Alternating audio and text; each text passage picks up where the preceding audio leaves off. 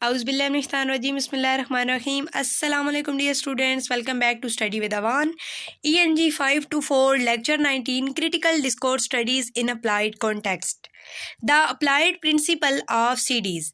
Basically critical discourse studies ये understand करने में हेल्प करती है कि किस तरह से जो पोस्ट इंडस्ट्रियल कंट्रीज़ हैं उनमें इकनॉमिक शिफ्ट्स और यानी उनमें किस तरह की मौशी और माशरती तब्दीलियाँ रुनुमा हुई हैं पिछले 50 सालों में लैंग्वेज की वजह से। अब वो कौन कौन सी चेंजेस हैं, जैसे है पोस्ट फोर्डिज़म। पोस्ट फोर्डिज़म का मतलब है कि अब फैक्ट्रीज़ में कस्टमर की ज़रूरियात के मुताबिक सामान बनता है। इंफॉर्मेशन सोसाइटी यानी कि चीज़ों से ज़्यादा मालूमात की अहमियत है। नॉलेज इकोनॉमी, मेहनत से ज़्यादा इल्म ज़रूरी है, स्किल्स ज़रूरी हैं। न्यू लिबरलिज़म का मतलब है ये एक सोच होती है जिसका मतलब होता है कि हुकूमती मुदाखलत कम से कम हो।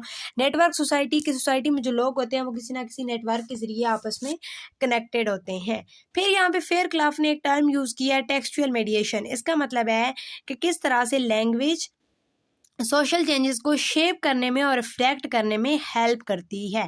फिर इस तरह से यहाँ पे लैश एंड यूरी और बॉल्ड्रेल का भी कॉन्सेप्ट बताया हुआ है कि एवरीडे लाइफ जो है मतलब हम अपनी रोज़मर्रा की ज़िंदगी में डिपेंडेंट हो चुके हैं किस चीज़ पे, सिम्यूटाइजेशन पे, सिम्योटिक्स पे, साइंस एंड सिंबल्स पे। साइन एंड सिंबल्स में किस तरह से लैंग्वेज यूज़ होती है, हमारी लाइफ इस चीज़ पे डिपेंडेंट हो चुकी है।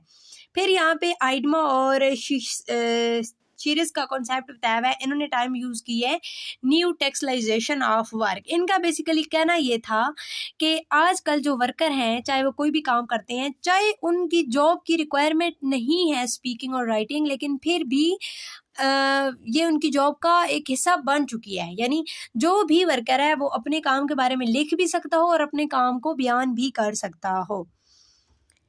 फिर यहाँ पे फेयर क्लाफ और कैमरन और हेलर की स्टडी के बारे में बताया गया कि उन्होंने किस तरह से डिस्कस किया। और फिर हमारे पास यहाँ पे CDA के एम्स बताए गए हैं जो कि अच्छा यहाँ पे कुछ वर्कर्स का जिक्र है। डॉक्टर की भी एग्जांपल इन्होंने दी हुई है कि किस तरह से सिर्फ अपनी उसे काम में महारत नहीं होनी चाहिए बल्कि वो अपने काम के बारे में लिख भी सके और अपना जो स्किल्स हैं उनको वो वर्ड्स में बयान भी कर सके।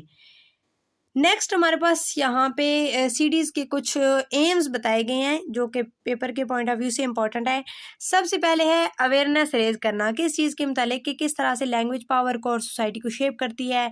फिर रियल लाइफ प्रॉब्लम्स हम कैसे सॉल्व करते हैं लैंग्वेज को यूज़ को एनालाइज करके, और इसी तरह से जो है लैंग्वेज की मदद से लोगों की ज़िंदगियों में किस तरह से पॉजिटिव चेंजेस लाई जा सकती हैं। फिर हमारे पास यहाँ पे लिन ने 3 एरियाज ऑफ जो है आइडेंटिफाई किए थे जिनमें सीडीज़ अप्लाइड होता है। वो कौन कौन सी 3 एरियाज हैं ये पेपर में आ सकता है और ये इम्पोर्टेंट क्वेश्चन है। पहले है हमारे पास school text book and curriculum, school leadership and student identity, public media discourse. तो ये तीनों जो एरियाज़ हैं जो लिन ने आइडेंटिफाई किए थे ये आपने याद रखने हैं। इसके अलावा यहाँ पे महबूब और पॉल्ट्रिज ने क्रिटिकल अप्रोचेस यूज़ की हैं किस चीज़ में, लैंग्वेज पॉलिसी में, लैंग्वेज टीचिंग में और लर्निंग एंड टेस्टिंग में। ये आपने याद रखना है। नेक्स्ट हमारे पास टॉपिक है 82 the limits of CDs and applied linguistic. यहाँ पे इस पे कुछ क्रिटिसिज्म जो हुआ है वो बयान किया गया है। सबसे पहले जो इस पे क्रिटिसिज्म हुआ है ना वो ये था कि सीडीज़ का जो मेनली फोकस होता है ना वो पावरफुल एरियाज़ पे होता है। प्रीवियस चैप्टर में भी हम जैसा कि पढ़ते आ रहे हैं तो वो पावरफुल डोमेन्स पे फोकस होता है, जैसे मीडिया, लॉ, मेडिसिन और बहुत सारी ऐसी फील्ड है जिनको ये इग्नोर करता है। तो यहाँ पे थोड़ा का ये कहना था कि जो बहुत सारी अनएक्सप्लोर जॉब्स भी हैं जिसमें लोग सिर्फ वर्ड्स के ज़रिए काम करते हैं, लैंग्वेज को यूज़ करके वो अपनी रोज़ी रोटी कमा रहे होते हैं, लेकिन सीडीज़ उन पे फोकस नहीं करता। अच्छा वो कौन कौन सी फील्ड्स हैं ये आपसे पूछा जा सकता है पेपर में। डायलेक्ट कोचेज़ होते हैं, वॉइस ओवर आर्टिस्ट होते हैं, इसके अलावा स्पीच राइटर्स होते हैं, कॉपी एडिटर्स होते हैं, PR ऑफिसर्स होते हैं, एड राइटर्स होते हैं। तो ये सारी जो जॉब्स है ना ये लैंग्वेज यूज़ पे हैविली डिपेंडेंट होती हैं, लेकिन सीडीज़ की रिसर्च में इन पे बहुत कम फोकस होता है। और सीडीज़ मेनली किस किस चीज़ को स्टडी करता है, वो पोस्ट इंडस्ट्रियल सोसाइटीज़ को, और इस तरह से सीडीज़ में बहुत स्मॉल सैम्पल्स लिए जाते हैं टॉक के या टेक्स्ट के। इसी तरह से जो आउट ऑफ मतलब ऐसी लैंग्वेज को यूज़ किया जाता है, ऐसी लैंग्वेज को एनालाइज किया जाता है जो रियल लाइफ से रिलेटेड नहीं होती है। तो ये इस पे कुछ क्रिटिसिज्म हुआ था, ये आपने याद रखना है, ये पेपर में आ सकता है। फिर यहाँ पे कैमरन का कॉन्सेप्ट बताया हुआ है, उसने भी क्रिटिसाइज़ किया था कि इसमें भी जो है अच्छा ये उन्होंने ये बात किया कि हम जिन वर्कर्स को की लैंग्वेज को ले रहे होते हैं वो कोई रोबोट्स नहीं होते। We should understand what matters to worker when they use language, ठीक है, जब वो लैंग्वेज यूज़ कर रहे होते हैं तो उनके लिए वो लैंग्वेज को किस तरह से यानी यूज़ कर रहे होते हैं। While CDS has done a lot, it still misses many important areas and real worker experience that should be studied in the future. तो ये आपने जस्ट इसके जो क्रिटिसिज्म है ना उसके हवाले से ये 3-4 पॉइंट याद रख लेने। ये अगर पेपर में क्वेश्चन आ गया तो आपने ये बता देना है, ठीक है। फिर हमारे पास टॉपिक है new direction for critical discourse analysis. According to Thurlow, in order to effect change, institutionalized critique needs to invoke discourses recognized within the social practice in critics. अच्छा यहाँ पे इन्होंने बेसिकली ये बात किया है, थॉर्लो का ये कहना था और वेल लेवन का भी ये कॉन्सेप्ट था कि जो सीडीज़ है वो अगर रियल चेंजेस लाना चाहता है तो इसे कनेक्ट करना होगा उन लोगों से जो इसे स्टडी करते हैं। इसका मतलब है कि लैंग्वेज का using language and ideas that people in that context understand and value. अच्छा इस जो टॉपिक है ना इससे जो इम्पोर्टेंट क्वेश्चन पेपर में आ सकता है वो फ्यूचर में सीडीए को आप किस तरह से देखते हैं, फ्यूचर में सीडीएस क्या क्या इसमें चेंजेस आएंगी, तो ये आपने याद रखना है। कुछ इंपॉर्टेंट पॉइंट्स इसमें से आप याद कर लें। फ्यूचर में जो सीडीज होगा वो न्यू वर्क एरियाज़ को एक्सप्लोर करेगा, इसमें न्यू मेथड्स के लिए ये ओपन होगा और न्यू स्टाइल ऑफ राइटिंग्स के लिए। इस तरह से ये बहुत ज़्यादा थ्योरेटिकल होने के से अवॉइड करेगा और ये एकेडमिक पॉपुलैरिटी पे फोकस भी सिर्फ नहीं करेगा।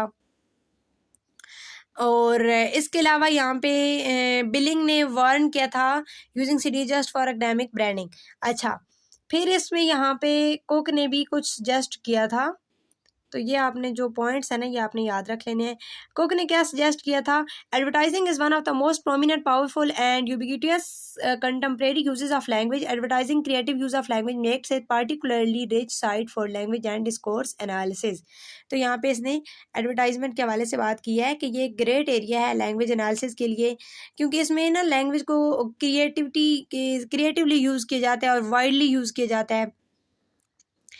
लेकिन हम ये नहीं देखते कि जो एडवर्टाइज़र हैं वो लैंग्वेज के बारे में क्या सोचते हैं, तो हमें इस चीज़ पे गौर करने की ज़रूरत है। इसके अलावा यहाँ पे कैंडलिन का कॉन्सेप्ट है, Candlin consider what she sees as some of the challenges faced by discourse analyst looking to collaborate with non academics.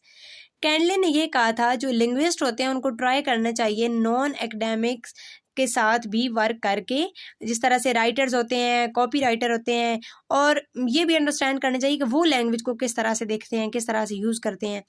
इस तरह से पेनिकॉक ने ये सजेस्ट किया था कि हमें सिर्फ ये सोचने के बजाय कि हम सब जानते हैं, हमें लर्निंग के लिए और मतलब डिफरेंट व्यूज़ को एक्सेप्ट करना चाहिए, हमें ओपन माइंडेड होना चाहिए इस सिलसिले में। तो ये पेनिकॉक का कॉन्सेप्ट था।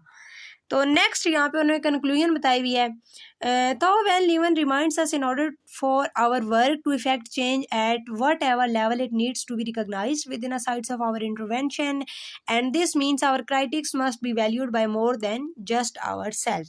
तो इन्होंने यहाँ पे हमें ये रिमाइंड करवाया है कि सीडीज़ जो है ये यूज़फुल भी है और मतलब अंडरस्टैंडेबल भी है लोगों के लिए। ये जो यानी इसमें जो चीज़ें हम डिस्कस करते हैं इसका मतलब है letting go of traditional academic ways and not always assuming that linguistic knows best. जो रियल चेंजेस होती हैं ना वो सिस्टम के अंदर होती हैं, ठीक है, यानी जस्ट हम इसको बाहर से क्रिटिसाइज नहीं कर सकते। इसके अलावा जो बहुत सारी सीरीज़ की स्टडीज़ हैं वो ये भी सजेस्ट करती हैं कि उसमें जो how their findings can be useful but some researchers skip the practical part to focus only on theory. सिर्फ यानी कि हम थ्योरी पे फोकस करके और उस पर क्रिटिसिज्म नहीं कर सकते, बल्कि किसी भी सिस्टम के हमें उसे पूरा मतलब अंदर से समझने की ज़रूरत होती है।